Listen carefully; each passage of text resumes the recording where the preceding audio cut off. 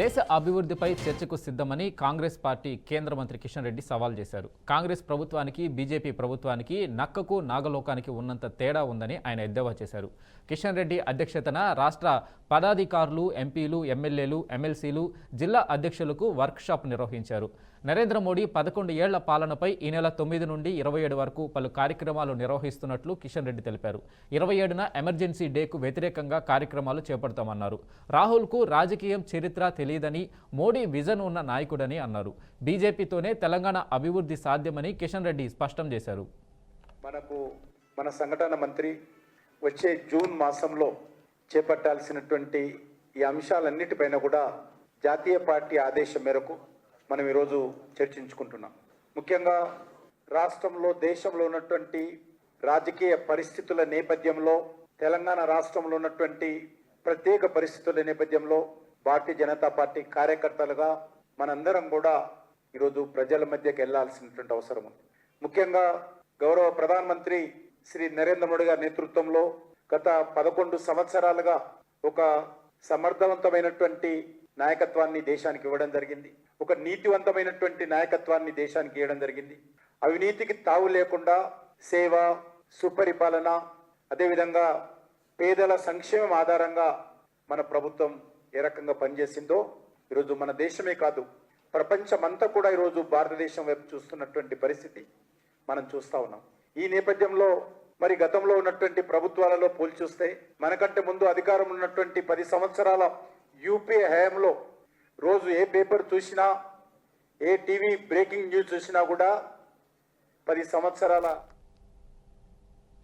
తెలంగాణలో నిర్వహించిన miss world అందాల పోటీలపై మాజీ మంత్రి హరీష్ రావు విమర్శలు చేశారు. ఎవరిని ఉద్ధరించడానికి అందాల పోటీలు నిర్వహించారని ప్రశ్నించారు. పైసలు లేవని చెప్పే సీఎం 200 కోట్లతో ఎలా నిర్వహించారో చెప్పాలని డిమాండ్ చేశారు. ఇంగ్లాండ్కు చెందిన కంటెస్టెంట్పై అనుచితంగా ప్రవర్తించి తెలంగాణ రాష్ట్ర గౌరవానికి మచ్చ తెచ్చారని హరీష్ రావు ఆరోపించారు. మరి అందాల పోటీలకి అడిగలిచిన పైసలు 200 కోట్లు ఖర్చు పెట్టి అందాల పోటీలు పెట్టినాం. అందాల పోటీలతోని ఎవరికన్నా కడుపు నింపుతారా? ఇప్పటికున్నాయి వాట్లు. అందాల పోటీలతో ఎవరికైనా అనాపైసా సాయం జరిగిందా? వాళ్ళు ఒక ఆమె బ్రిటిష్ ఆమె, బ్రిటన్ ఆమె, ఇంగ్లాండ్ ఆమె చెప్పిపోయింది. ఆ అందాల పోటీలో ఈ రేవంత్ రెడ్డి చుట్టూ ఉండే ఇద్దరు దోస్తులు అట, రేవంత్ రెడ్డికి బాగా సన్నిహితంగా ఉండే ఇద్దరు ఆమెతోని అనుచితంగా ప్రవర్తిస్తే, ఆమెను ఇబ్బంది పెడితే ఆమె తమ దేశానికి పారిపోయింది. రేవంత్ రెడ్డి దోస్తులు ఆమెను ఇబ్బంది పెట్టింది అందాల పోటీలకు వచ్చిన వాళ్ళు. అయ్యా రేవంత్ రెడ్డి, నువ్వు అందాల పోటీలు ఒలగబెట్టినావు. నీ కాంగ్రెస్ పార్టీ నాయకులు, నువ్వు ఈ విందులు వినోదాల కోసం అందాల పోటీలా? నేను అడుగుతున్నా రేవంత్ రెడ్డి, అందాల పోటీకి 5 సార్లు పోయింది, 5 సార్లు పోయింది. అందాల పోటీలను చూడు, నీకు 5 సార్లు పోయినావు. అందాల భావనలను చూడడానికి ఒక్కసారి ఒక మార్కెట్ యార్డ్కి వచ్చి వడ్లెందుకు కొంటామని చూస్తేందుకు నీకు టైం దొరకలేదా? జనము జీలుగు విత్తనాలు ఎందుకు దొరకలేవని అడగనీకి నీకు టైం దొరకలేదా? 5 సార్లు పోయింది అందాల పోటీలకు. గంట టైం దొరికిందా ముఖ్యమంత్రికి? ఇంకా వేరే పని లేదా నీకు? నీ దోస్తులు, నీ చుట్టుండే కాంగ్రెస్ నాయకులేమో పాపం విదేశాల నుంచి వచ్చిన మహిళల పట్ల వర్షాకాలంలో ఎలాంటి పరిస్థితులనైనా ఎదుర్కొంటామని మంత్రి పొన్నం ప్రభాకర్ అన్నారు. పక్కా ప్లాన్తో రెయిన్ టీములను రెడీ చేశామని మంత్రి తెలిపారు. వర్షాకాలంలో ట్రాఫిక్ జామ్లతో పాటు నగరంలో చిన్న సమస్యలు సర్వసాధారణమన్నారు. ఈసారి తీసుకోవాల్సిన జాగ్రత్తలపై మరింత ప్రణాళికతో ముందుకు వెళ్తున్నామని మంత్రి పొన్నం ప్రభాకర్ స్పష్టం చేశారు.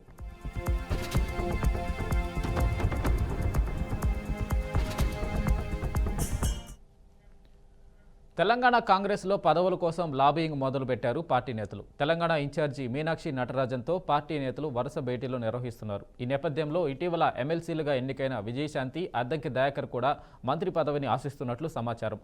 త్వరలో మంత్రివర్గ విస్తరణ జరిగే అవకాశం ఉండడంతో విజయశాంతి, అద్దంకి దయాకర్ వేరువేరుగా నటరాజన్, మీనాక్షితో సమావేశమయ్యారు. బీసీ కోటాలో తనకు మంత్రి పదవి ఇవ్వండి అంటూ నటరాజన్, మీనాక్షి వద్ద విజయశాంతి చర్చించినట్లు సమాచారం. ఎస్సీ కోటాలో అద్దంకి దయాకర్ కూడా మంత్రి పదవి ఆశిస్తున్నారని పార్టీ వర్గాల్లో చర్చ జరుగుతుంది.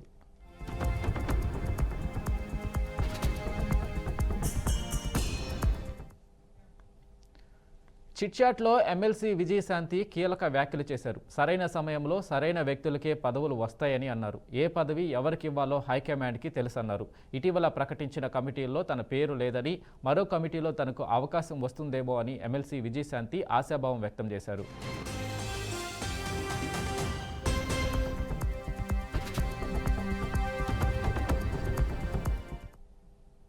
తెలంగాణ ముఖ్యమంత్రి రేవంత్ రెడ్డికి బీఆర్ఎస్ ఎమ్మెల్సీ కల్వకుంట్ల కవిత సంచలన లేఖ రాశారు. జీహెచ్ఎంసీలో monsoon emergency teams, instant repair teams టెండర్లను రద్దు చేయాలని డిమాండ్ చేశారు.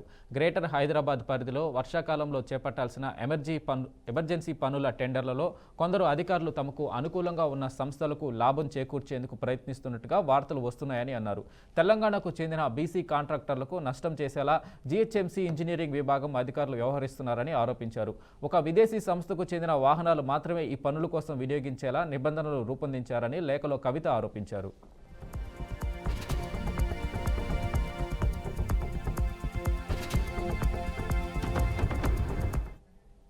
ఆ సంస్థకు హైదరాబాద్లో 2 షోరూములు మాత్రమే ఉన్నాయని, ఆ షోరూంల నిర్వాహకులు తెలంగాణకు చెందిన కాంట్రాక్టర్లతో ఎంఓయూ చేసుకునేందుకు ససేమిరా అంటున్నారని కవిత లేఖలో రాశారు. తెలంగాణ కాంట్రాక్టర్లు కర్ణాటక షోరూంల డీలర్ల నుండి ఎంఓయూలు తెచ్చుకున్న వాటి ఫిజికల్ కాపీలు తక్కువ వ్యవధిలో తెచ్చి ఇవ్వాలని అధికారులు ఒత్తిడి తెస్తున్నారని మండిపడ్డారు.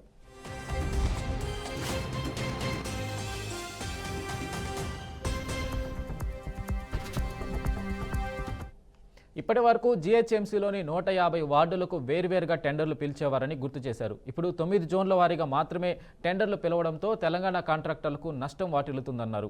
అధికారులు చెప్పిన స్పెసిఫికేషన్స్ కూడిన వాహనాల్లో 1 క్యూబిక్ మీటర్ మెటీరియల్ కూడా తరలించడం సాధ్యం కాదని ఎమ్మెల్సీ కవిత వివరించారు. గతంలో ఇందుకు వినియోగించిన వాహనాల్లో 2 నుండి 3 క్యూబిక్ మీటర్ల మెటీరియల్ తరలించేవారని స్పష్టం చేశారు. అధికారులు ఒక సంస్థకు 2 కాంట్రాక్టర్ల ఏజెన్సీలకు లబ్ధి చేకూర్చేలా నిబంధనలు మార్చడంతో ఒక్కో ఏడాదికి 5,85 కోట్ల అదనపు భారం పడుతుందని వివరించారు.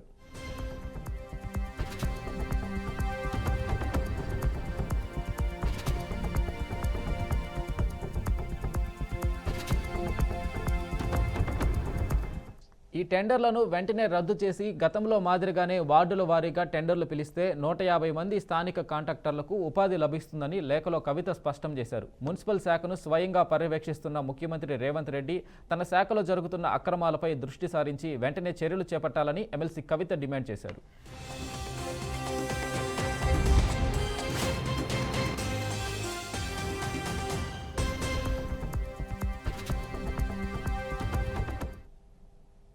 తెలంగాణలో సంచలనం సృష్టించిన ఫోన్ ట్యాపింగ్ కేసులో కీలక పరిణామం చోటు చేసుకుంది. ఈ కేసులో ప్రధాన నిందితుడిగా ఆరోపణలు ఎదుర్కొంటున్న రిటైర్డ్ ఐపీఎస్ అధికారి, స్పెషల్ ఇంటెలిజెన్స్ బ్రాంచ్ మాజీ ఓఎస్డీ ప్రభాకర్ రావు స్వదేశానికి తిరిగి వస్తున్నారు. జూన్ 5న ఈ కేసు వ్యవహారంలో విచారణకు హాజరవుతానని దర్యాప్తు బృందానికి ప్రభాకర్ రావు సమాచారం ఇచ్చారు. ఫోన్ ట్యాపింగ్ కేసులో పూర్తిగా సహకరిస్తానంటూ ఇప్పటికే సుప్రీంకోర్టుకు ప్రభాకర్ రావు అండర్టేకింగ్ లెటర్ రాసిచ్చినట్లు సమాచారం. సుప్రీంకోర్టు ఆదేశాలతో 14 నెలల పాటు అమెరికాలో ఉన్న ప్రభాకర్ రావు భారత్కు తిరిగి రాబోతున్నట్లు తెలుస్తుంది. ప్రభాకర్ రావు గతంలో స్పెషల్ ఇంటెలిజెన్స్ బ్రాంచ్ ఓఎస్డీగా విధులు నిర్వహించారు. ప్రభాకర్ రావుపై లుకౌట్ నాన్ బెయిలబుల్ వారెంట్ జారీ అవ్వడం, ఆయన పాస్పోర్ట్ రద్దు చేయడం, వీసా గడువు ముగియడంతో పాటు రెడ్ కార్నర్ నోటీసు జారీ అవడంతో ప్రభాకర్ భారత్కు వస్తున్నారు.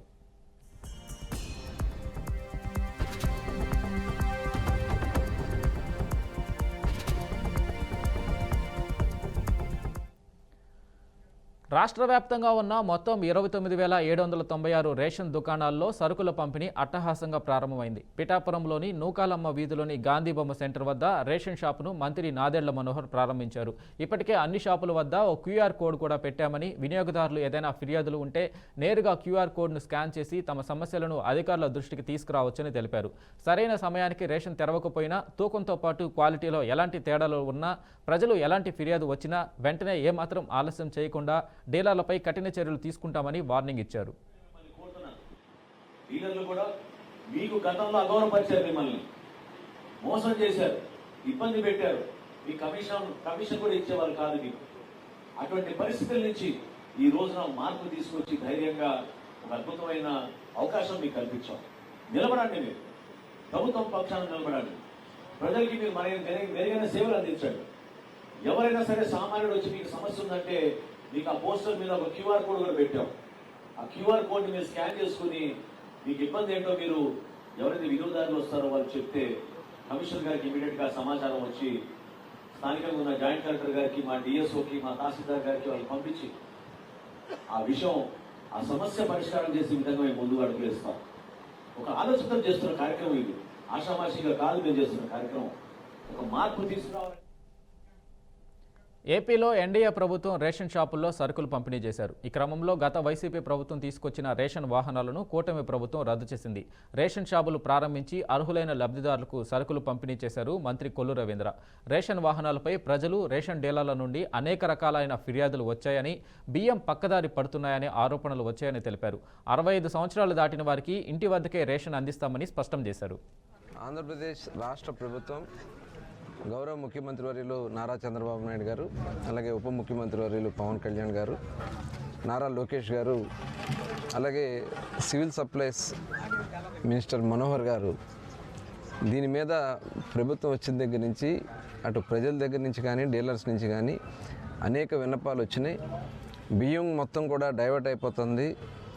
బియ్యం రేషన్ డిపోలో ఉన్నట్టయితే మేము ఎప్పుడు కావాలంటే అప్పుడు వెళ్ళి తెచ్చుకునేవాళ్ళం.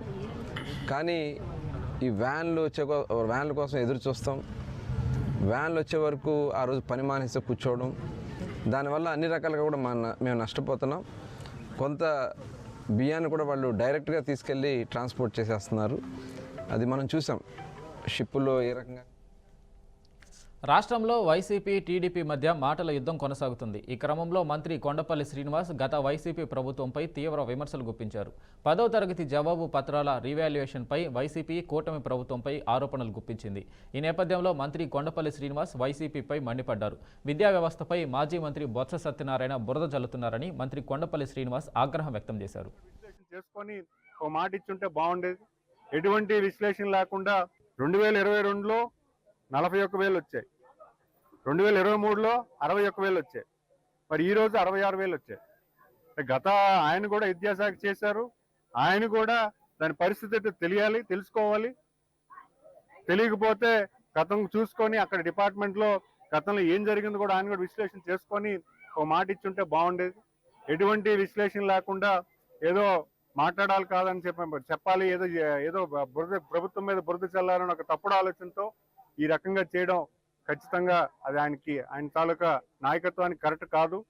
ఎందుకంటే ఈరోజు యువ నాయకులు మళ్ళీ ప్రతి స్కూల్ని డెవలప్ చేస్తూ విద్యా వ్యవస్థను మొత్తం కూడా స్ట్రీమ్లైన్ చేస్తూ అవకాశాలు కల్పించే దిశగా అన్ని రకాలుగా కూడా ఈరోజు పిల్లలకి భవిష్యత్తు వచ్చే దిశగా ప్రభుత్వం పరిపాలన చేస్తుంటే ఈరోజు ఆయన ఈ రకంగా. గుంటూరు జిల్లా తెనాలిలో యువకులను పోలీసులు నడి రోడ్డుపై కొడుతుంటే సీఎం చంద్రబాబు ఏం చేస్తున్నారని మాజీ మంత్రి అంబటి రాంబాబు ప్రశ్నించారు. రాష్ట్రంలో అరాచక పాలన కొనసాగుతుందని మండిపడ్డారు. ఐతానగర్లో జరిగిన ఘటనలో వారు తప్పు చేశారా, ఒప్పు చేశారా అనవసరమని, అది చట్టం, కోర్టులు చూసుకుంటాయన్నారు. పోలీసుల చర్యలు సహించేది లేదని హెచ్చరించారు. తమ అధినాయకుడు జగన్ ఈ నెల 3వ తేదీన తెనాలి వెళ్తున్నారని, ఐతానగర్లో తన్నులు తిన్న వారి కుటుంబాలను పరామర్శిస్తారని తెలిపారు. పోలీసుల తీరును ప్రజలకు తెలియజేస్తారని అంబటి స్పష్టం చేశారు. ఎవరు తప్పించుకోలేదు. మరి రేఖన్ ఏమైంది? ఇక్కడ పోలీసులు కొడుతుంటే రేఖన్ ఏమైంది? ఏమీ కదా. పోలీసులు తప్పు చేశారంటే నీ పరిస్థితి ప్రమాదంలో పడింది. ఎందుకంటే రోజు పోలీసులు చెబుతున్నావుగా, వాళ్ళని అరెస్ట్ చేయి, వీళ్ళని అరెస్ట్ చేయి, వాళ్ళ మీద ఎఫ్ఐఆర్ పెట్టు, వీళ్ళ మీద ఎఫ్ఐఆర్ పెట్టు, వంశీ మీద ఎఫ్ఐఆర్ పెట్టు, పోసాని కృష్ణమూర్తి మీద ఎఫ్ఐఆర్ పెట్టు, ఆర్జీ మీద ఎఫ్ఐఆర్ పెట్టు, వాళ్ళ మీద పెట్టు, వీళ్ళ మీద పెట్టు, లోపల తీసుకెళ్ళు, కొట్టు అంటున్నావు కదా. నువ్వు వీళ్ళ మీద ట్యాక్సర్లు పెట్టావనుకో, నువ్వు కొట్టిని అని వాళ్ళు చెప్తారు. నీ భయం. ఒక అరాచకమైనటువంటి పాలన ఇవాళ రాష్ట్రంలో ఉన్నది అనేది మా ఆందోళన. వాళ్ళు తప్పు చేశారా, రైట్ చేశారా, వాళ్ళు సంఘ విద్రోహ శక్తులా, వారు ఎలాంటి వారా అనేది చట్టం చూసుకుంటుంది, న్యాయస్థానం చూసుకుంటుంది తప్ప పోలీసు వారు should not act like that. దీన్ని సహిస్తూ ఊరుకోకూడదు అనేదే మా అందరి అభిప్రాయం. దీని మీద 3వ తారీఖున మాజీ ముఖ్యమంత్రి జగన్మోహన్ రెడ్డి గారు తెనాలి వెళ్తున్నారు. ఈ బాధితులు ఎవరైతే పోలీసుల చేత అరికాలంలో తన్నులు తిని బెయిల్ మీద వచ్చారో వారి కుటుంబ సభ్యుల్ని పరామర్శిస్తారు. పోలీసులు చేస్తున్న ఈ ఘాతుకాలని, అన్యాయాలని ఎక్స్పోజ్ చేసేటటువంటి కార్యక్రమాన్ని స్వయంగా రాష్ట్ర మాజీ ముఖ్యమంత్రి వైఎస్ఆర్ కాంగ్రెస్ పార్టీ అధ్యక్షులు దేశవ్యాప్తంగా నైరుతి రుతుపవనాలు విస్తరించడంతో పలు రాష్ట్రాల్లో అధిక వర్షాలు కురిశాయి. అయితే కొన్ని రాష్ట్రాల్లో మట్టి పొరలో దాగి ఉన్న రంగురాళ్లు, వజ్రాలు వర్ష ప్రభావంతో పడనున్నాయి. ఇదే తరహాలోని ఏపీలోని ఉమ్మడి కృష్ణా జిల్లాలో వజ్రాల వేట మొదలైంది. కృష్ణానది పరివాహక ప్రాంతంలో వజ్రాల కోసం స్థానిక ప్రజలు అన్వేషణ చేపట్టారు. పరిటాల, మోగులూరు, బతినపాడు, గనియాత్కూరు, చంద్రలపాడు మండలాల్లోని పలు గ్రామాల్లో గతంలో వజ్రాలు లభ్యమైనట్లు స్థానికులు తెలిపారు. వర్షానికి మట్టి పొర తొలగిపోతే వజ్రాలు బయటపడతాయని చెప్పారు.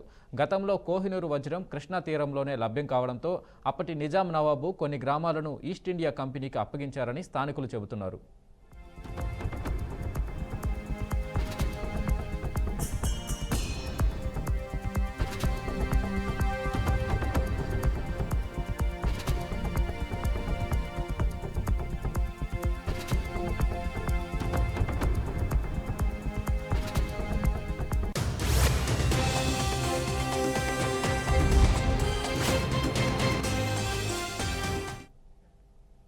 తెలంగాణలో డబుల్ రిజిస్ట్రేషన్ నివారణకు డెవలపర్ రిజిస్ట్రేషన్ మాడ్యూల్ను త్వరలో ప్రభుత్వం విడుదల చేయనుంది. రాష్ట్రంలోని అన్ని సబ్ రిజిస్ట్రార్ కార్యాలయాల్లో రేపటి నుండి స్లాట్ బుకింగ్ ప్రారంభం కానున్నట్లు సర్కార్ వెల్లడించింది.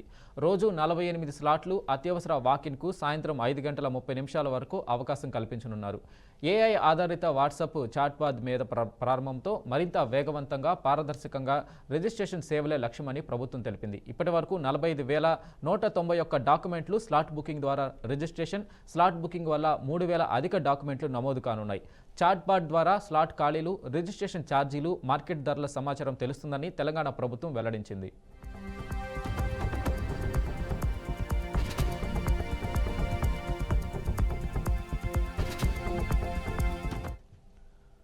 హైదరాబాద్లో 300 కోట్ల రూపాయలు స్కామ్ వెలుగు చూసింది. Jayatri groups real estate company పేరుతో కాకర్ల శ్రీనివాస్ స్కామ్కు పాల్పడ్డాడు.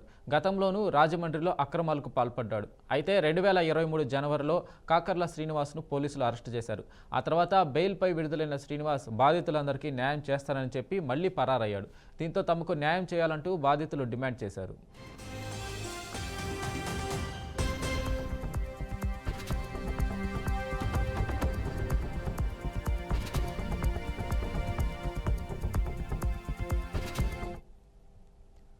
బెంగాల్ సీఎం మమతా బెనర్జీపై కేంద్ర హోంశాఖ మంత్రి అమిత్ షా ఫైర్ అయ్యారు. మమతా ఓటు బ్యాంకు రాజకీయాలకు పాల్పడుతున్నారని అన్నారు. టీఎంసీ పాలనలో బెంగాల్లో వ్యవస్థలన్నీ నిర్వీర్యమయ్యాయని ఆరోపించారు. వచ్చే ఎన్నికల్లో బెంగాల్లో బీజేపీ ప్రభుత్వం ఏర్పాటు కాబోతుందని అమిత్ షా జోస్యం చెప్పారు. బెంగాల్లో పెరిగిన అవినీతిని, ప్రభుత్వ పాలన నచ్చక రాష్ట్రం నుండి వలస వెళ్తున్న హిందువులను ఆపుతామన్నారు. అలాగే రాష్ట్రంలోకి వస్తున్న చొరబాటుదారులను సైతం అడ్డుకుంటామని అమిత్ షా వెల్లడించారు. बंगाल के मंडल पदाधिकारियों की आवाज को क्या हो गया है? बंगाल में भाजपा सरकार बनानी है या नहीं बनानी है? घुसपैठ रोकनी है या नहीं रोकनी है? भ्रष्टाचार समाप्त करना है या नहीं करना है? हिंदुओं का पलायन रोकना है या नहीं रोकना है? तो ऐसी आवाज नहीं चलेगी। मेरे साथ दोनों हाथ उठाइए, दोनों हाथ उठाइए, विजय के संकल्प की मुट्ठी भींचिए और प्रचंड आवाज से बोलिए, भारत माता की, भारत माता की, जय श्री राम, जय जय श्री राम। मंच पर उपस्थित पश्चिम बंगाल भारतीय जनता पार्टी के सम्माननीय अध्यक्ष श्रीमान सुकांतो मजमूदार जी, मेरे मित्र और बंगाल विधानसभा में తమిళనాడులోని తిరువన్నామలై ప్రసిద్ధ అరుణాచలేశ్వర ఆలయంలో ఏపీ, కర్ణాటక భక్తులు తన్నుకున్నారు. ఇవాళ ఉదయం పౌర్ణమిగిరి ప్రదక్షిణ సందర్భంగా ఆంధ్రప్రదేశ్, కర్ణాటక భక్తుల మధ్య క్యూ లైన్లో జరిగిన తోపులాట కారణంగా మొదలైన చిన్న గొడవ చివరికి తీవ్ర ఉద్రిక్తతకు దారితీసింది. ఇరు వర్గాలు పరస్పరం దాడులు చేసుకున్న ఘటనలో ఒకరు తీవ్రంగా గాయపడ్డారు. వారి పరిస్థితి విషమంగా ఉన్నట్టు తెలుస్తుంది. ఈ గొడవ వల్ల క్యూ లైన్లో 3 కిలోమీటర్ల వరకు భక్తుల రద్దీ నెలకొంది. స్థానిక పోలీసులు వెంటనే జోక్యం చేసుకుని 2 వర్గాల భక్తులను అదుపులోకి తీసుకున్నారు. గాయపడిన వ్యక్తిని తిరువన్నామలైలోని ప్రభుత్వ ఆసుపత్రికి తరలించి చికిత్స అందిస్తున్నామని పోలీసులు చెప్పారు. ఈ సంఘటన ఆలయంలో భద్రత, రద్దీ నిర్వహణపై మరింత శ్రద్ధ అవసరమని నెట్టింట్లో చర్చకు దారితీసింది.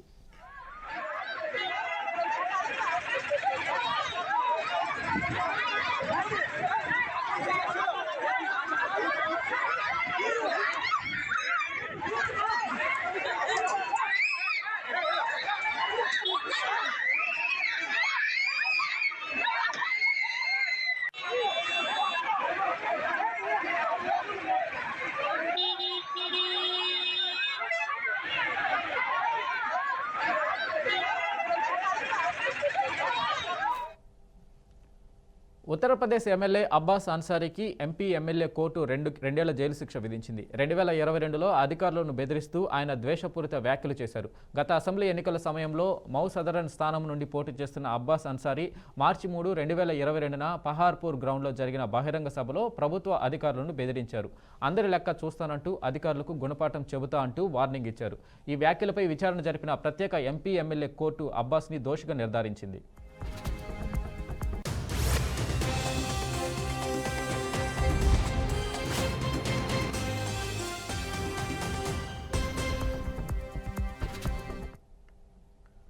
కోల్కతాలో సోషల్ మీడియా ఇన్ఫ్లుయెన్సర్ శర్మిష్ఠా పనోలీని పోలీసులు అరెస్టు చేశారు. ఆపరేషన్ సింధూర్ సమయంలో సోషల్ మీడియాలో అభ్యంతరకరమైన వ్యాఖ్యలతో వీడియోను పోస్టు చేశారన్న ఆరోపణలపై 22 ఏళ్ల శర్మిష్ఠా పనోలీ అరెస్ట్ అయ్యారు. మే 14న ఆమె పోస్టు చేసిన వీడియో తీవ్ర వివాదాస్పదం కావడంతో కోల్కతా పోలీసులు ఆమెను గురుగ్రామ్లో శుక్రవారం రాత్రి అరెస్టు చేశారు.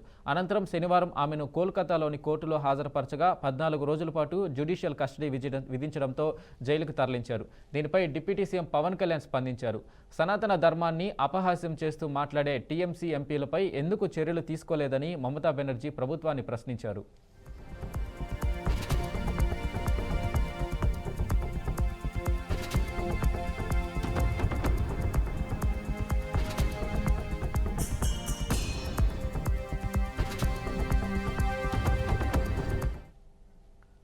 భారీ వర్షాలతో సిక్కిం అతలాకుతలమవుతుంది. వర్షం ప్రభావంతో భారీగా వరద నీరు ప్రవహించడంతో తీర ప్రాంత తీస్తా నది ఉగ్రరూపం దాల్చింది. నార్త్ సిక్కింలో నిర్మాణంలోని ఉన్న వంతెన కొట్టుకుపోయింది. రహదారులపై కొండ చర్యలు విరిగిపడడంతో పర్యాటకుల వాహనం మంగన్ జిల్లాలోని నదిలో పడిపోయింది. ఘటనలో ఒకరు మృతి చెందగా 8 మంది గల్లంతైనట్లు ఉన్నతాధికారులు తెలిపారు. ఇక సిక్కింలో మొత్తం మీద 1500 మంది పర్యాటకులు చిక్కుకున్నట్లు వెల్లడించారు.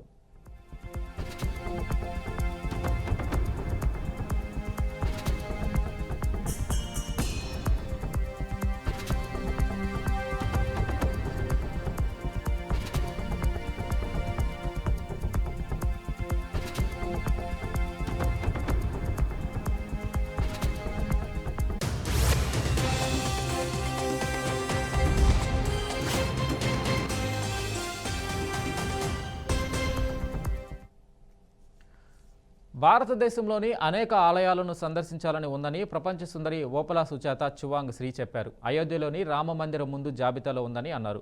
భారత్, థాయిలాండ్ మధ్య సాంస్కృతిక సంబంధాలు ఉన్నాయన్నారు. భారతదేశంలోని ఆలయాలు ఆకర్షణీయంగా ఉంటాయని తాను భావిస్తున్నానని తెలిపారు. తాను చెప్పినట్లుగా భారత్, థాయిలాండ్ మధ్య ఎన్నో సంస్కృతులు, సాంప్రదాయాలు ఉన్నాయని, అందువల్లే ఆ ప్రదేశాలను సందర్శించి వాటి గురించి తెలుసుకుంటే బాగుంటుందని సుజాత తన అభిప్రాయం వ్యక్తం చేశారు. థాయిలాండ్లో రామాయణంను రామకీయన్గా పిలుస్తామని, ఈ భారతీయ ఇతిహాసం థాయ్ సాహిత్యం, కళలు, రాచరిక సాంప్రదాయాలను గాఢంగా ప్రభావితం చేసిందని సుజాత అన్నారు.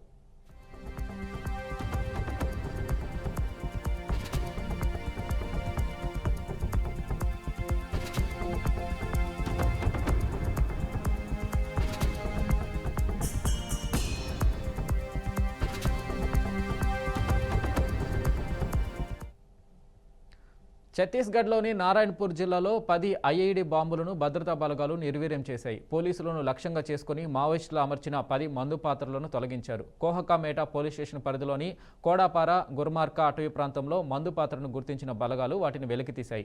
ఒక్కొక్కటి 5 కిలోలకు పైగా బరువు ఉన్నట్లు పోలీసులు గుర్తించారు. మావోయిస్టులకు, భద్రతా బలగాలకు ఎదురుకాల్పులు జరుగుతున్న నేపథ్యంలో అడవుల్లోకి కూంబింగ్కు వచ్చే భద్రతా బలగాలను హతమార్చడానికి మావోయిస్టులు దారి పొడవునా ఐఈడీ బాంబులను అమర్చారు. ఈ నేపథ్యంలో భద్రతా బలగాలు కూంబింగ్కు వెళ్తూ మందు పాత్రలను గుర్తించి నిర్వీర్యం చేశాయి.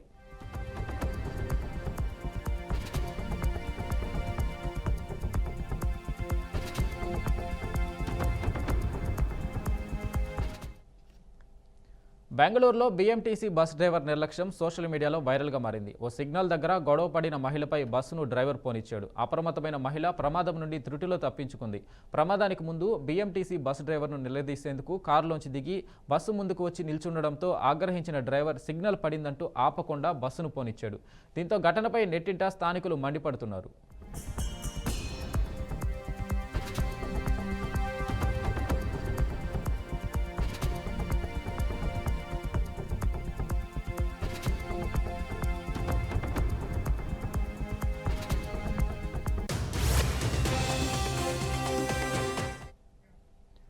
దేశంలో మళ్లీ కరోనా పంజా విసురుతుంది. దేశవ్యాప్తంగా 3,395 యాక్టివ్ కేసులు ఉన్నట్లు వైద్యాధికారులు తెలిపారు. 24 గంటల్లోనే 685 కొత్త కేసులు నమోదు కాగా 4 మృతి చెందినట్లు వెల్లడించారు. జనవరి నుండి ఇప్పటి వరకు 26 మంది కరోనాతో మృతి చెందారు. కేరళలో అత్యధికంగా 1000కి పైగా కేసులు నమోదు కావడంతో కర్ణాటక ప్రభుత్వం అలర్ట్ అయింది. కీలక సర్క్యులర్ జారీ చేసింది. తప్పనిసరిగా మాస్కులు ధరించాలని సూచించింది.